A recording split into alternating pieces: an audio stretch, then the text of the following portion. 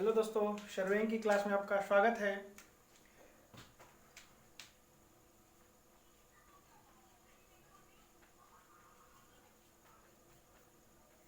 Surveying first जो fourth semester में चल रहा है। अब हम लोग आगे की क्लास में देखेंगे जरीब सर्वेक्षण में क्या क्या समस्याएं आती हैं।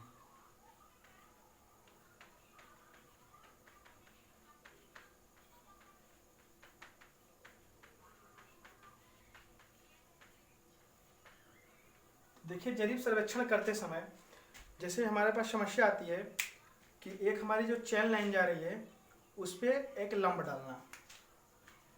ये चेन लाइन है ए बी और इस पर हमें क्या करना है, लंब डालना, 90 डिग्री का एंगल बनाना है। तो हमें इसका समस्या से निपटने के लिए क्या करते हैं, तो ये फर्स्ट हेडिंग है जरीब रेखा पर लंब डालना। ठीक है, जरीब रेखा पर लंब डालना है। पहली समस्या है जरीब रेखा पर लंब डालना।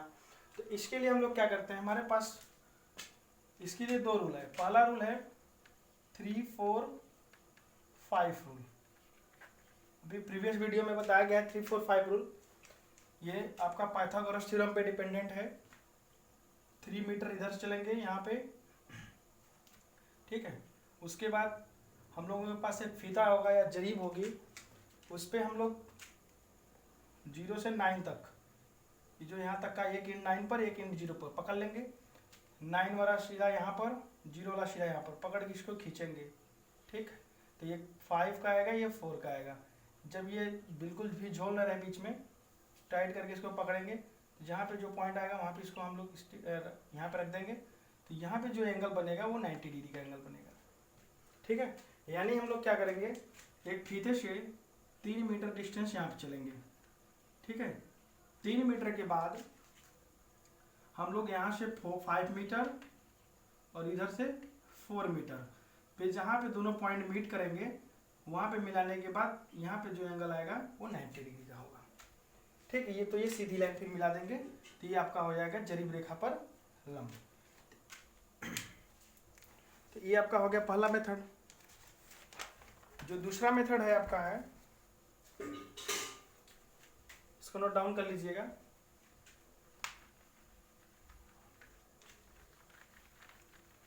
तो सेकेंड मेथड है, देखिए आपकी हो जाएगी जरीब लाइन ए बी। ये जो जरीब लाइन है, जरीब लाइन से हम लोग ये पॉइंट यहाँ पे लेंगे जहाँ पे हमें लंब डालना है। जहाँ पे लंब डालना है वहाँ पे हम लोग पॉइंट लेंगे।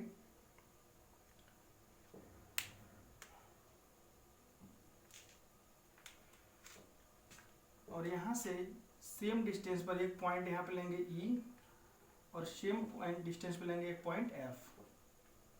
ठीक है, यानी ये सेंटर हमारा जो C पॉइंट पे लंब डालना है जहाँ पे, वहाँ से सेम डिस्टेंस पे E पॉइंट लेंगे और इधर भी सेम पॉइंट पे सेम डिस्टेंस पर एक F पॉइंट लेंगे। उसके बाद हम लोग यहाँ से E और F लेंगे बाद अब क्या करेंगे, फीते को 10 मीटर खोलेंगे। फीता को 10 मीटर खोलेंगे। 10 मीटर के एक सिरा यहाँ पर पकड़ेंगे, एक सिरा यहाँ पर पकड़ेंगे। 10 मीटर की चेन खोलने पर या फीता को खोलकर एक सिरा यहाँ पर पकड़ेंगे, एक सिरा यहाँ पर पकड़ेंगे। इसको पूरा यहाँ पे ऐसे खींचेंगे ऐसे। ठीक, तो 5 जो यहाँ पे 5 अब लिखा होगा, जो 5 वाला पॉइंट होगा यानी 5 मीटर वाला पॉइंट होगा, वहाँ सिरे से एक लाइन यहाँ मिला देंगे। ये जो यह एंगल होगा 90 डिग्री होगा। ठीक है, यानी सी पॉइंट से सेम डिस्टेंस पर यानी एक्स डिस्टेंस अगर ले लिया हमने, तो एक्स डिस्टेंस पर ई पॉइंट लेंगे और एक्स डिस्टेंस पर ही एफ पॉइंट लेंगे। या इसके बाद 10 मीटर चेन खोल लेंगे, जरीब को खोलेंगे 10 मीटर और एक सिरा ई पॉइंट पर पकड़ेंगे, दूसरा सिरा एफ पॉइंट पे पकड़ेंगे। और जो 5 मीटर वाला पॉइंट होगा या मार्क होगा उसको पकड़कर हम लोग सीधे खींचेंगे। तो जहाँ बिल्कुल भी झोल ना रहे, एकदम स्ट्रेट रहे, तो जहाँ पे पॉइंट आएगा 5 मीटर का मार्क आएगा, वहाँ से हम लोग सीधे क्या करेंगे, सी पॉइंट को मिलाएंगे। तो ये पॉइंट जो होगा आपका 90 डिग्री पर मैच करेगा। तो आपका ये दो विधियाँ हो गई, एक 3, 4, 5 रूल हो गया और एक ये आपका हो गया दूसरा मेथड, किसी हमारे जरीब लाइन पर लंब डालने के लिए।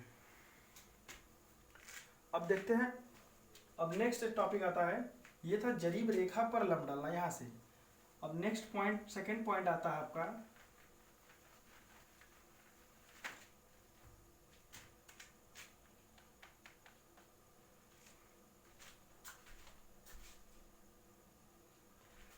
सेकंड पॉइंट है किसी बाह्य बिंदु से जरीब रेखा पर लंब डालना।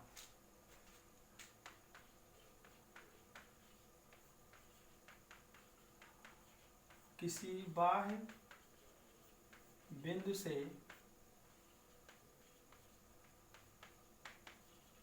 जरीब रेखा पर लंब डालना। ठीक है, किसी बाह्य बिंदु से जरीब रेखा पर हम लोग ये लंब डालना। तो जैसे देखिए जरीब लाइन हमारी ये हो गई, ये जरीब लाइन हो गई ए बी, ये पॉइंट पी यहाँ पे हो गया। इस पी पॉइंट से हमें ए बी पर एक लंब डालना है, 90 डिग्री का एंगल बनाना है। तो उसके लिए देखिए हम लोग इसके प्रीवियस में जो अभी रूल पढ़े उसको फॉलो कर सकते हैं। ठीक है, जैसे जहाँ पे लंब डालना होगा उस पॉइंट को लेकर ऐसे मैच कराएंगे, जहाँ पे आपका दोनों 5, 5 मिलेगा वहीं मिला देंगे नीचे, तो लंब हो जाएगा।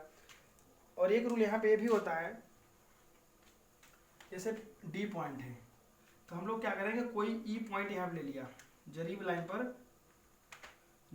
पर कोई ई पॉइंट ले लिया हमने, इसके बाद पी ई को मिला देंगे।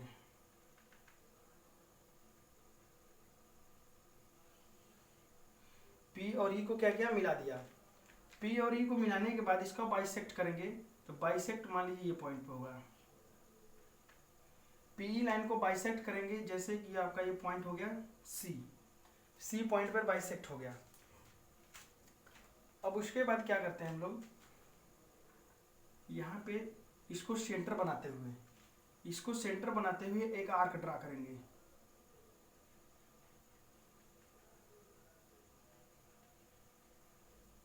ये आपका आर्क ड्रा होगा और इस पॉइंट को यहाँ पे मैच करा देंगे। जो ये पॉइंट होगा, एक सेकंड गड़बड़ हो गया,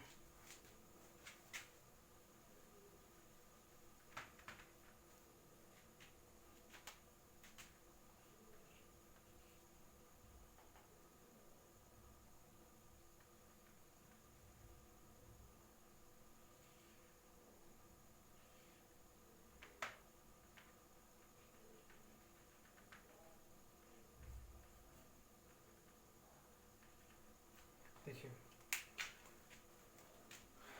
पहले हम लोग क्या करेंगे, पी पॉइंट से एक की चैन ए बी पर ई पॉइंट लेंगे और पी ई को मिला देंगे। पी ई को क्या करेंगे, बाइसेक्ट करेंगे। बाइसेक्ट करने के बाद जो मिड पॉइंट होगा वहाँ पे सेंटर बना करके इतने रेडियस का आर्क ले लेंगे। सी ई का आर्क लेकर के हम लोग एक आर्क ड्रा करेंगे। जब आर्क ड्रा करेंगे तो ये चैन लाइन को यहाँ से कट करते हुए जाएगी, तो जहाँ पे कट करेगी चैन लाइन को वहाँ से पी को मिला देंगे। जैसे हमने मान लिया ये डी पॉइंट है, तो पी डी को जब मिट करा देंगे तो जो पी डी जहाँ पे मिट करेगा यही एंगल यहाँ पे हो जाएगा 90 डिग्री का। ठीक है, तो ये एक विधि हो गया किसी बाह्य बिंदु से लंब डालने के लिए। नेक्स्ट थर्ड पॉइंट आता है इसका, किसी बाहरी बिंदु से जरीब लाइन के समांतर लाइन खींचना ना।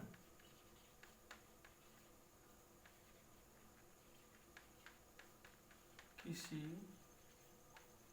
बाह्य बिंदु से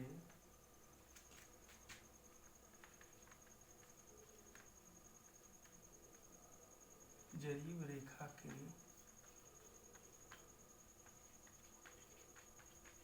समांतर रेखा खींचना। किसी बाह्य बिंदु से जरीब रेखा के समांतर रेखा खींचना, यानी आपके पास ये जो जरीब लाइन गई है ए बी जरीब लाइन गई है और एक पॉइंट यहाँ पे पी है, इसी पॉइंट से इस जरीब लाइन के समांतर हमें लाइन खींचनी है। ठीक है, तो इसके लिए हम लोग क्या करेंगे, इस P से एक हम लोग लंब ड्रा करेंगे 90 डिग्री पर, जिसे नाम दे देंगे हम लोग O।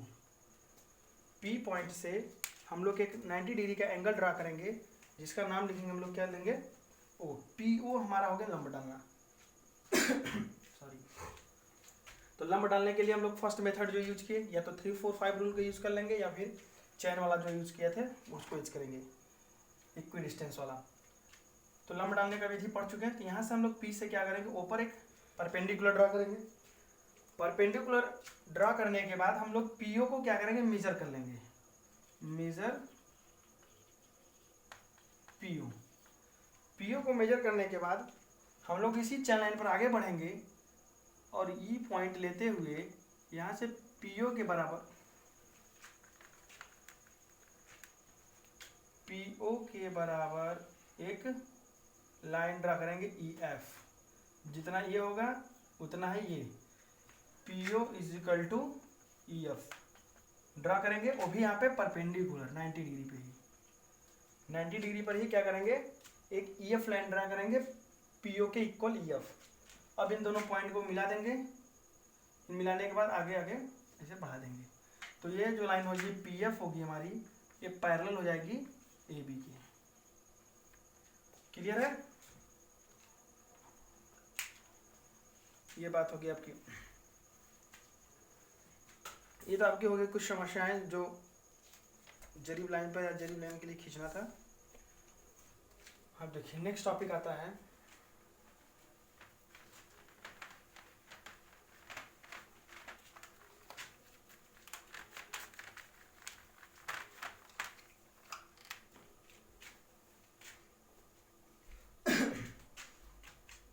नेक्स्ट टॉपिक है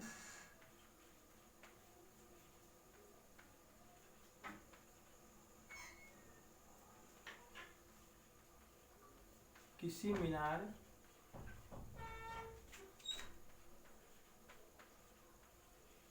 या चिमनी की ऊंचाई ज्ञात करना। किसी मीनार या चिमनी की ऊंचाई ज्ञात करना बिना उसको मेजर किए। ठीक है, हम लोग वहाँ पे पहुँचेंगे भी नहीं, उसको हाइट बिना चढ़े हम लोग मेजर कर लेंगे।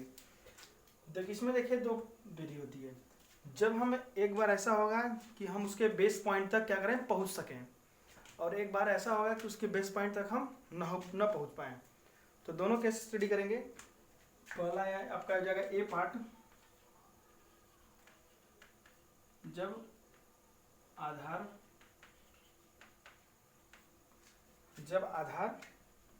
तक पहुंचा जा सके, जब आधार तक पहुंचा जा सके, ये हो जाएगा। और बी पॉइंट इधर निकालेंगे हम लोग,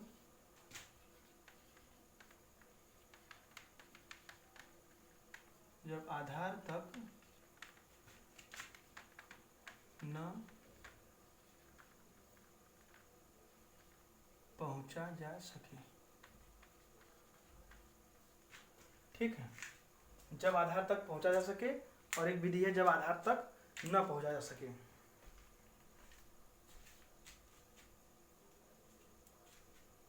तो देखिए यहाँ पे पहले हम लोग एक चिमनी बनाते हैं।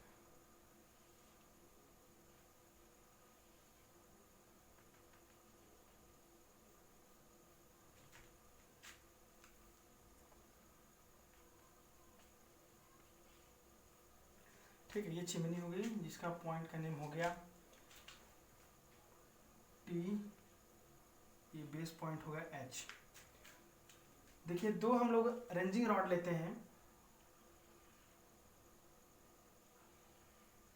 रेंजिंग रॉड लेते हैं B और D।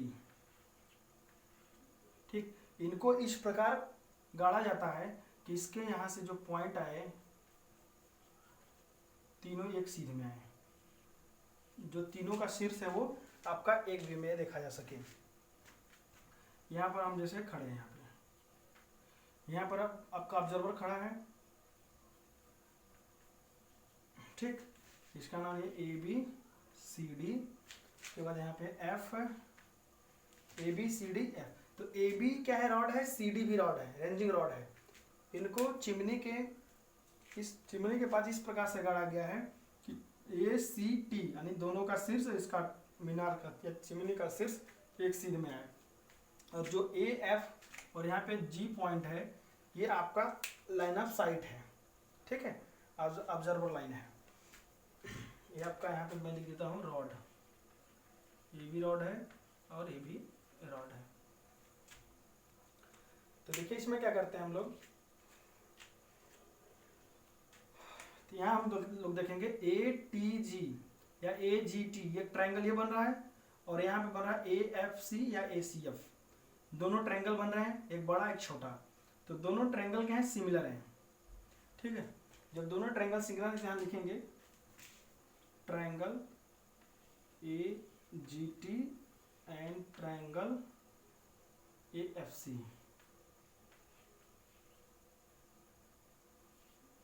Triangle A G T और ए एफ सी को क्या करेंगे, कंपेयर करेंगे। तो यहाँ पे कंपेयर करने के लिए देखिए हम लोग क्या करेंगे, T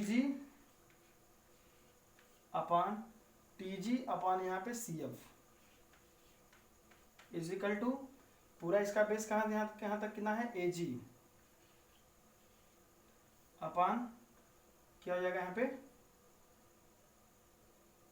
A ji upon A F, इसका बेस हो जाएगा ए एफ। तो T G is equal to A G into C F upon A F. T G is equal to A G into C F upon A F. देखिए A जी जो है यहाँ से यहाँ तक चिमनी तक हम जब पहुँच सकते हैं, तो ए से ये बी से लेकर एच तक जो मेजर करेंगे वही ए जी हो जाएगा। उसके बाद ए एफ यहाँ से यहाँ तक जो मेजर कर लेंगे, दोनों रेंजिंग रॉड के बीच की डिस्टेंस हो गई, ए एफ हो जाएगी। और रही बात सी एफ की, तो सी एफ क्या हो जाएगा, दोनों रेंजिंग रॉड का हाइट का डिफरेंस है। सी एफ क्या है, दोनों रेंजिंग रॉड के हाइट का डिफरेंस हो गया। ए एफ हम लोग दोनों के बीच रेंजिंग रॉड के बीच का हॉरिजॉन्टल डिस्टेंस, और ए जी जो हो जाएगा चिमनी से लेकर के ए बी रेंजिंग रॉड के बीच का डिस्टेंस। इसलिए मेथड अपनाएंगे क्योंकि हम ये मेजर कर सकते हैं, ए जी को मेजर किया जा सकता है, इसलिए इस मेथड को अपनाया गया। तो टी जी यानी टी जी क्या है, चिमनी की यहाँ से टी जी है चिमनी पर, तो अभी इतना हाइट निकल गया।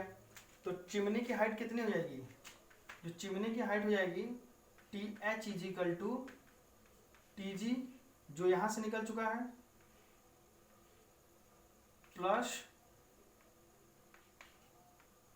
ये टी जी प्लस ये जी एच होगा, जी एच किसके बराबर होगा, ए बी के पास, ठीक है ना। तो टी जी हमारा यहाँ से निकल जाएगा, और जो जी एच होगा वो ए बी के, क्योंकि ऑब्जर्वर लाइन के 6 पैरेलल है। तो चिमनी की पूरी हाइट टी एच क्या हो जाएगा, T G plus A B. तो यहाँ से हमारी चिमनी की हाइट निकल जाएगी, ठीक है। नोट डाउन कर लीजिए इसको।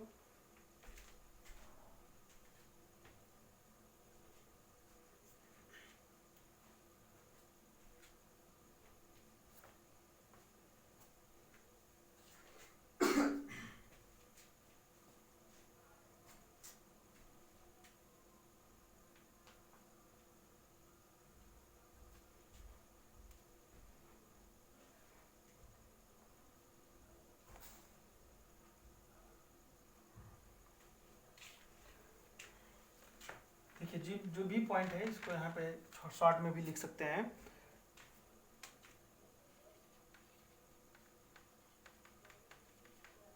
जब आधार अगम्य हो,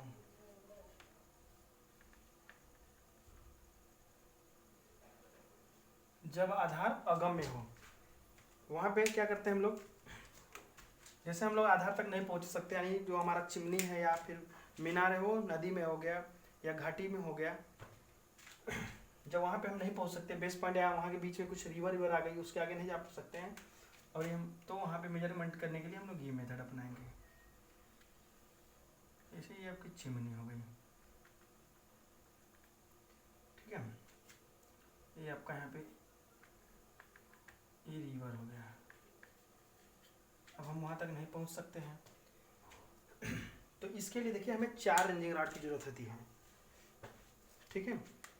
पहले मैं डायग्राम बना लेता हूँ।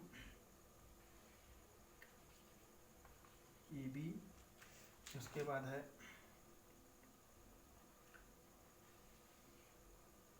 सी डी, फिर उसके बाद है ई एफ, फिर उसके बाद है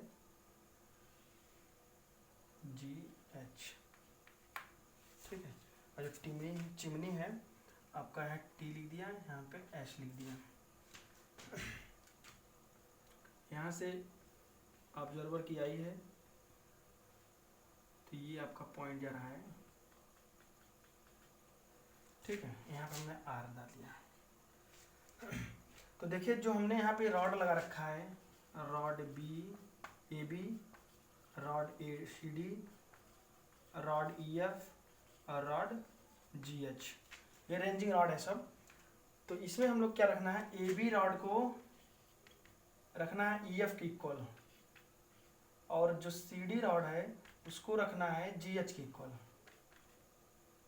ठीक है, जो ए बी रॉड है उसको रखना है ई एफ की इक्वल, जो सी डी रॉड है उसको रखना है जी एच की इक्वल।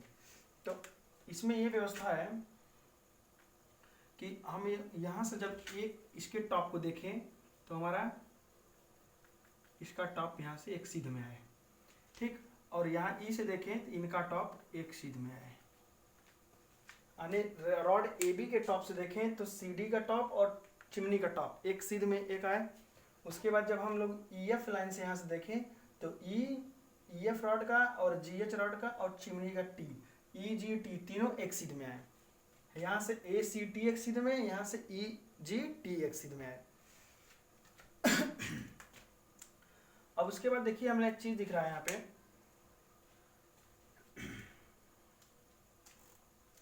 ये आपका ये दोनों ये सेम है ये चीज, क्योंकि रॉड सी डी और जी एच इक्वल है तो दोनों का हाइट सेम होगा, और इधर से ए बी और ई एफ सेम है तो यहाँ पे इस दोनों सेम होंगे। तो देखिए जितना हमारे पास एच से एफ की डिस्टेंस है, जितना हमारे पास एच से एफ की डिस्टेंस होगी उतना ही क्या करेंगे हम लोग, डी से एक पॉइंट लेंगे एफ डैश, बड़ा लिखता हूँ ये यहाँ पे डिस्टेंस, जैसे ये दो लाइन है तो यहाँ पे दो लाइन।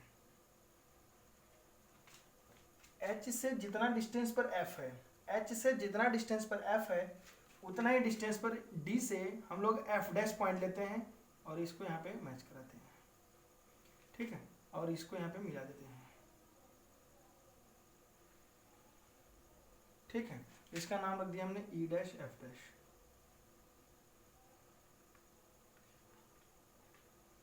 ई डैश और एफ डैश, यानी ई एफ जी एच से जितना डिस्टेंस पर हमारा ई एफ था उतना ही डिस्टेंस पर सी डी से एफ डैश ई डैश एफ डैश ने ड्रॉ किया। तो अब देखिए हमारे पास जो एक दो ट्रायंगल दिख रहे हैं ए ई टी। ठीक है, इसको मैं इधर का इरेज करता हूँ।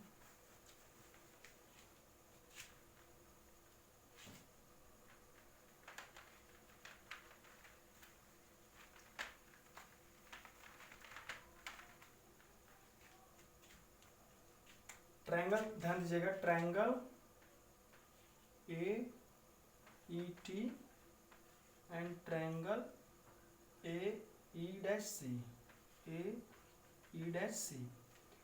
देखिए यहाँ से ए ई टी, जो ये ट्रायंगल ए ई टी ये वाला ट्रायंगल, और ये ई dash C, A E dash सी, ये दोनों ट्रायंगल क्या है, सिमिलर है। ठीक है, ए ई टी और ए ई डैश सी ये ट्रायंगल क्या हो जाएंगे, सिमिलर। तो इनमें देखिए हमें निकालना क्या है, कुल मिला जुला के इसमें हमें टी आर निकालना है। तो इनका जो परपेंडिकुलर है टी आर है, यहाँ पर परपेंडिकुलर क्या है सी डी में, यहाँ पे हमने रख दिया सी डैश, यहाँ रख दिया यहाँ पे।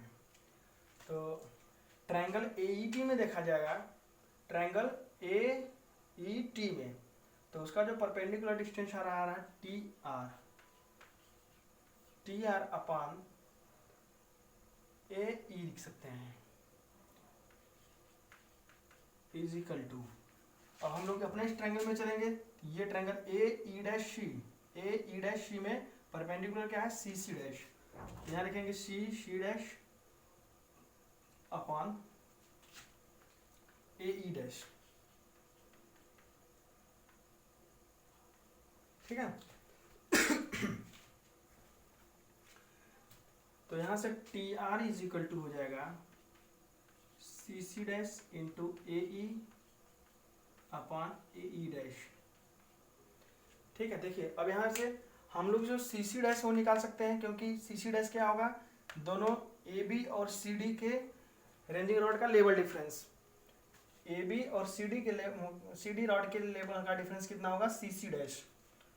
और ए ई डैश हम लोग भी मेजर कर सकते हैं, हॉरिजॉन्टल डिस्टेंस यहाँ तक ए ई डैश भी मेजर कर सकते हैं, और ए ई भी मेजर कर सकते हैं, यहाँ से लेकर यहाँ तक के डिस्टेंस ये भी मेजर कर सकते हैं, ठीक।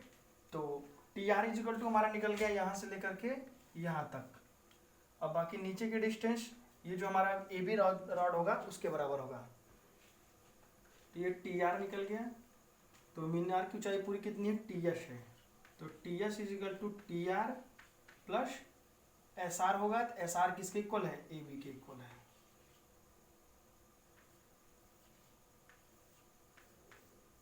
ओके, तो ये बात होगी आपकी इतनी, इसको नोट डाउन कर लीजिए।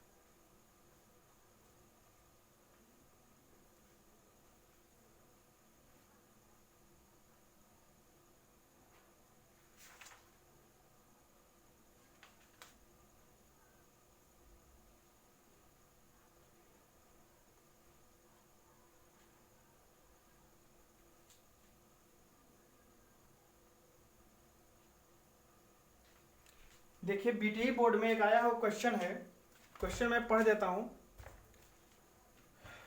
आपका एग्जाम्पल नंबर 25 है और ये बीटीई बोर्ड में आया हुआ क्वेश्चन है, जिसमें लिखा है आरेखन दंडों की सहायता से एक भवन की ऊंचाई निकालनी है। इस हेतु दो आरेखन दंड A B and C D ये दिए हुए हैं, जिसमें ए बी की हाइट दे रखी है 1.10 मीटर, सी डी की हाइट दे रखी है 2.7 मीटर। और क्या है, भवन को एक किनारे स्थापित किए हैं जिससे कि तीनों के सिरे एक सीधे लाइन में आ रहे हैं। उसके आगे लिखा हुआ है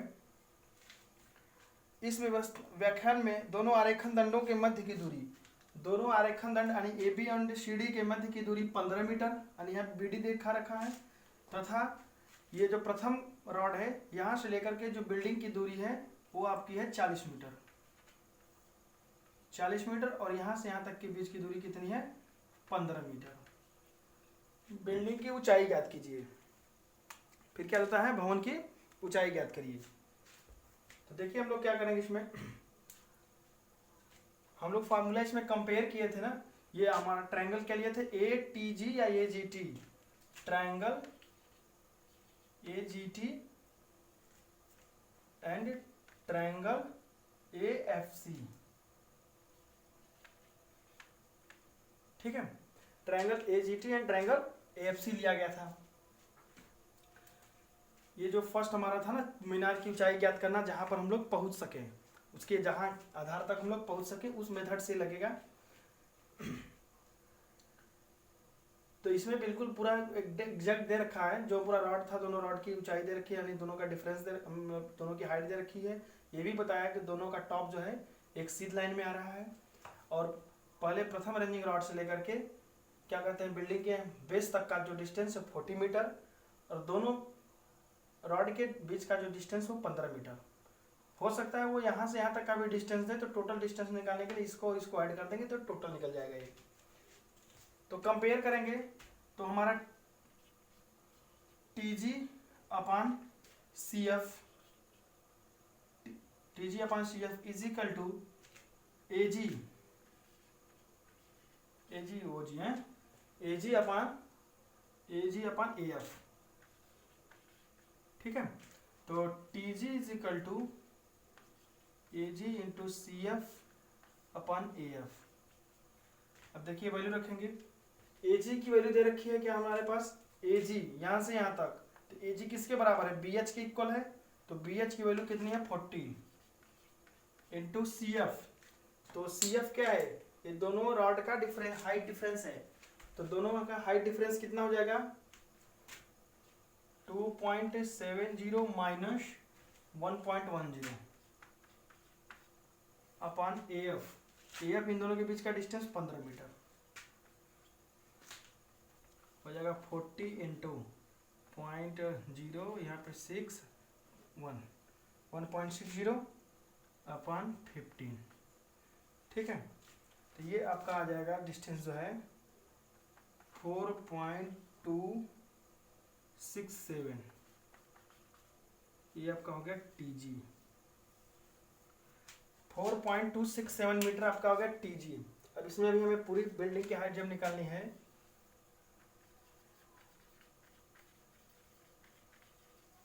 बिल्डिंग की हाइट जब निकालनी है तो हम लोग क्या करेंगे, TG प्लस GH को ऐड करेंगे, तो TG हो गया हमारा 4.267 प्लस GH कितना होगा, AB के इक्वल होगा, AB कितना है 1.10,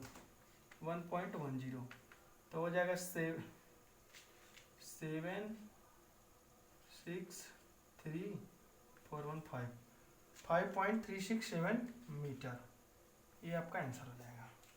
तो इसी पैटर्न पे क्वेश्चन आने हैं, ठीक है। और क्वेश्चन मैं देख लेता हूँ, तब तक इसको आप लोग नोट डाउन कर लीजिए।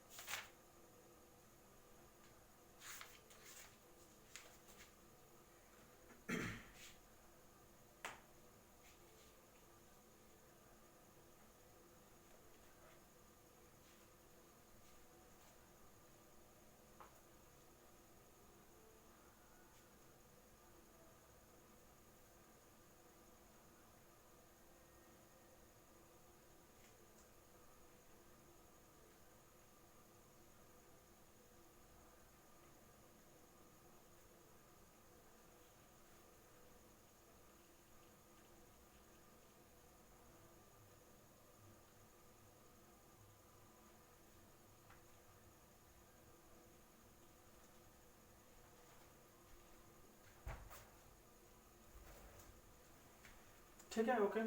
तो ये आपका एक क्वेश्चन कंप्लीट हुआ। अब हम लोग निकालते हैं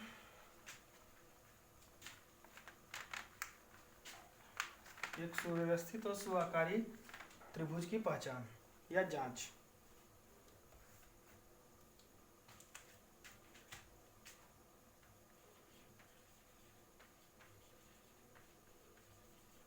वेल शेप्ड ट्रायंगल की जांच,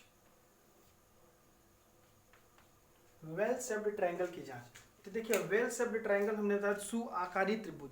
सुआकारी त्रिभुज कौन से होते हैं, जिनके जो ट्रायंगल के 3 एंगल होते हैं, तीनों एंगल 30 डिग्री से 120 डिग्री के बीच के एंगल हों, न 30 डिग्री से कम, न ही 120 डिग्री से अधिक के एंगल होंगे। तो जो इस रेंज के बीच के एंगल होंगे ट्रायंगल के 30 to 120, उस ट्रायंगल को हम लोग क्या बोलते हैं, वेल शेप्ड ट्रायंगल बोलेंगे। तो इस एंगल की जांच के लिए ये जो ट्रायंगल होंगे, इस ट्रायंगल का जो एंगल होगा, उस एंगल की जांच करने के लिए हमारे पास 2 रूल बने हुए हैं। पहला है आपका साइन रूल, ठीक है, और दूसरा है कोसाइन रूल।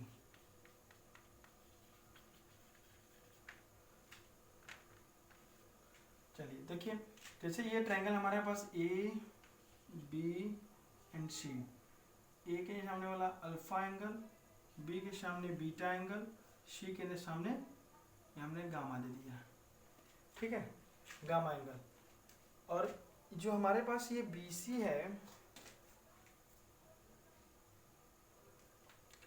जो अल्फा एंगल है, अल्फा के सामने हमारा जो साइड हो गया वो ए हो गया, जो बीटा के सामने हो गया वो हमारा बी हो गया, और जो गामा के सामने हो गया वो हमारा सी हो गया। ठीक, एबीसी ट्रायंगल हो गया, अल्फा बीटा गामा इनके एंगल हो गए, अल्फा के सामने ए साइड, बीटा के सामने बी साइड, गामा के सामने सी साइड।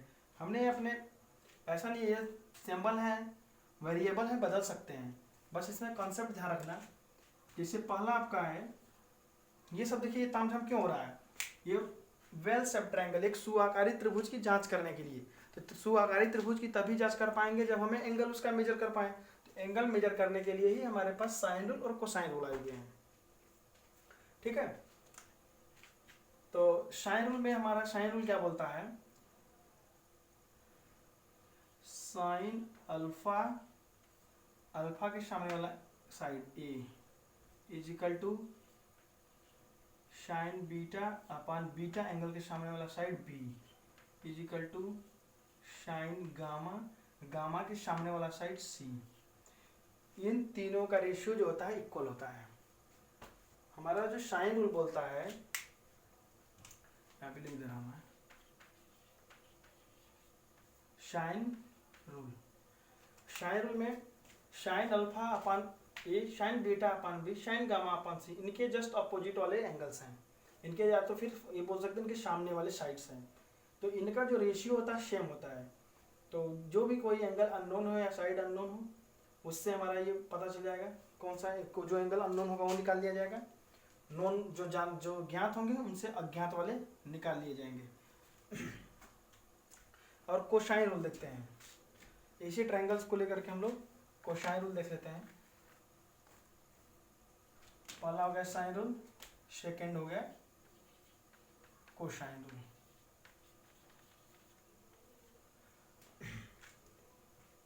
कोसाइन रूल में देखिए क्या करते हैं हम लोग, जैसे हमें अल्फा निकालना है तो cos alpha is equal to cos alpha, तो अल्फा को छोड़ करके अल्फा के सामने वाला जो साइड होगा उनको उसको छोड़ करके जो बाकी दो साइड होंगी, जैसे हमने कॉस अल्फा लिया है तो कॉस अल्फा के सामने वाले साइड को छोड़ करके जो बाकी दो साइड होंगी उनका स्क्वायर करेंगे, बी स्क्वायर प्लस सी स्क्वायर, माइनस कर देंगे इसके सामने वाले साइड को ए स्क्वायर को अपॉन 2bc। देखिए जो एंगल लेंगे उसके सामने वाले साइड को माइनस करेंगे, बाकी जो दो बची साइड होंगी BC उसका स्क्वायर करके जोड़ेंगे और नीचे भी 2bc वही उन्हीं दो साइड रहेंगी। तो इस प्रकार से अगर हमें cos बीटा निकालना हो गया तो हम लोग कैसे निकालेंगे cos बीटा, बीटा के सामने ध्यान लिख देंगे सीधे माइनस बी स्क्वायर पहले ही, फिर बचा ए स्क्वायर प्लस सी स्क्वायर अपॉन 2ac। ठीक है ना। अब ऐसे ही cos गामा निकालना हो गया तब, तो गामा के सामने वाला कौन सा साइड होता है सी, तो यहाँ लिख देंगे माइनस सी स्क्वायर, फिर यहाँ पे A square plus B square upon 2ab। तो ऐसे हमारा कोसाइन रूल का हम लोग फार्मूला बना लेंगे। Note down please.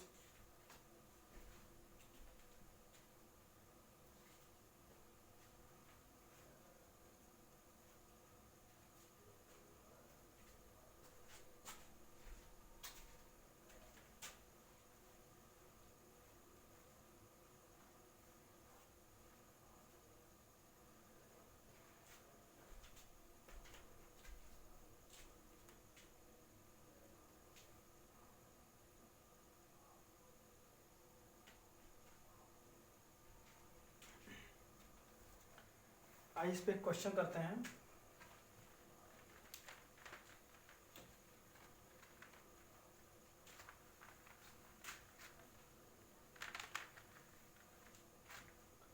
अब आपको इसमें इस पहले की अपेक्षा इसमें अब ज़्यादा बेटर समझ में आ रहा हो, यही आशा करते हैं।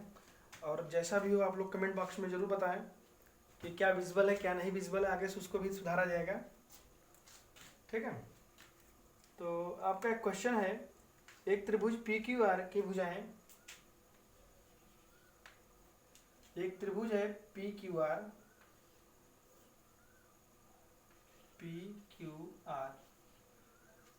की भुजाएं क्रमशः PQ is equal to 60 metre, P Q is equal to 60 metre and Q R is equal to 98 metre and R P is equal to 115 metre.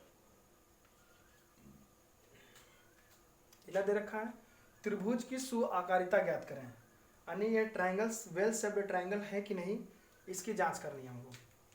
तो चलिए हम लोग इनको वन बाय मान लेते हैं। ए मान लिया हमने, इसको बी मान लिया, इसको सी मान लिया, ठीक है। ए इज या इसको यहाँ सही से लिख देते हैं एक बार।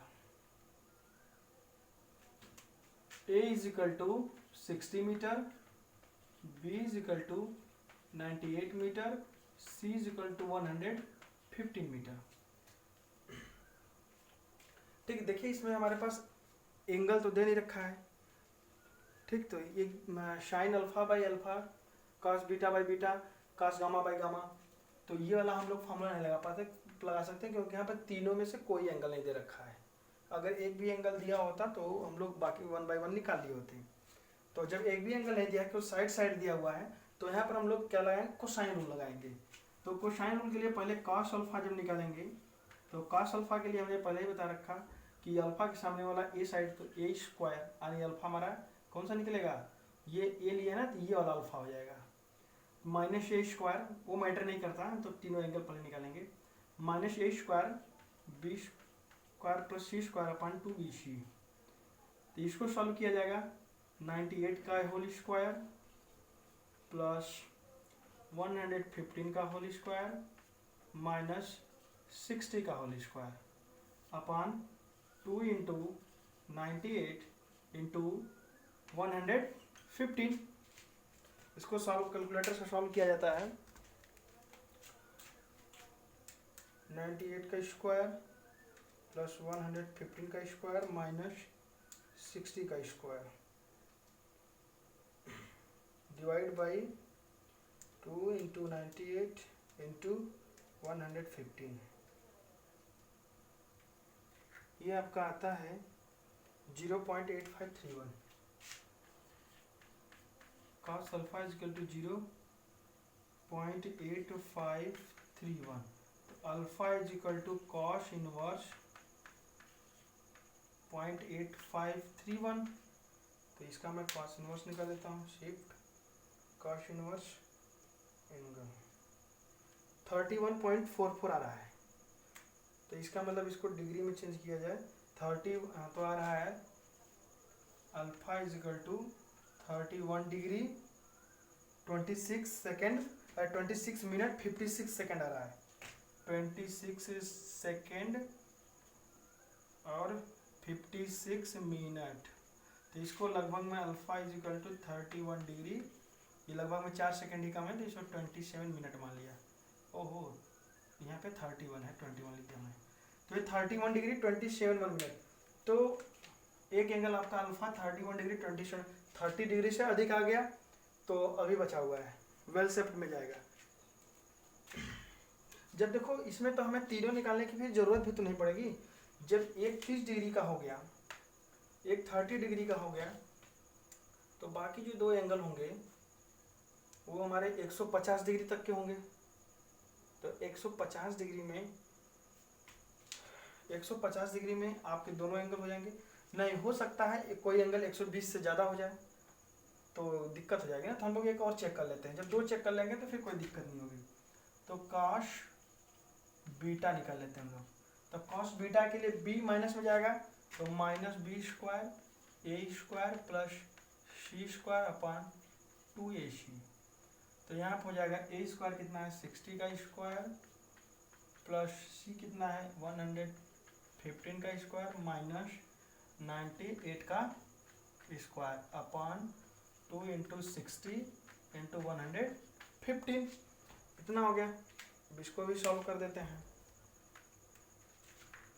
60 का स्क्वायर प्लस 115 का स्क्वायर प्लस माइनस 98 का स्क्वायर अगेन ना डिवाइड बाई 2 इंटू 60 इंटू 115।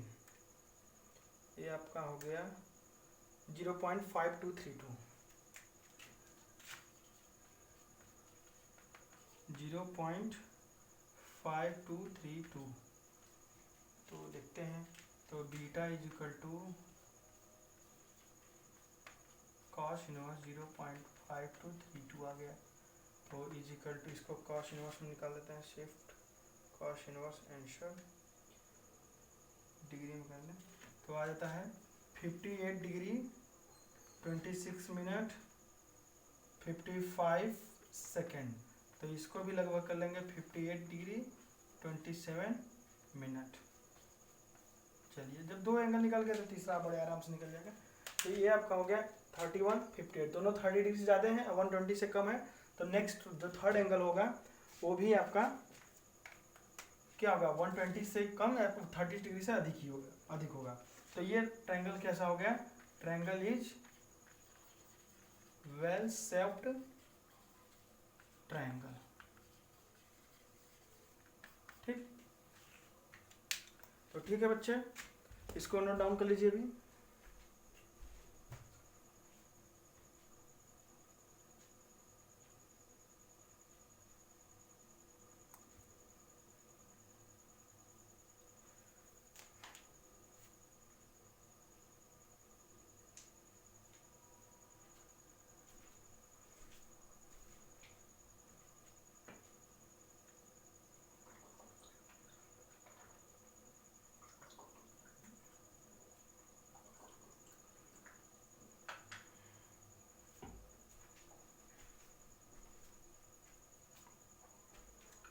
ठीक है, तो आप लोगों ने नोट डाउन कर लिया होगा। ठीक है, ऐसे ही आपकी क्लास अब चलती रहेगी, आप लोग आगे क्वेश्चन लगाते रहें। जहाँ पे ना समझ में आप लोग कमेंट बॉक्स में हमें लिख भेजें, और व्हाट्सएप पे भी लिख भेज सकते हैं। ओके ओके बच्चों, धन्यवाद।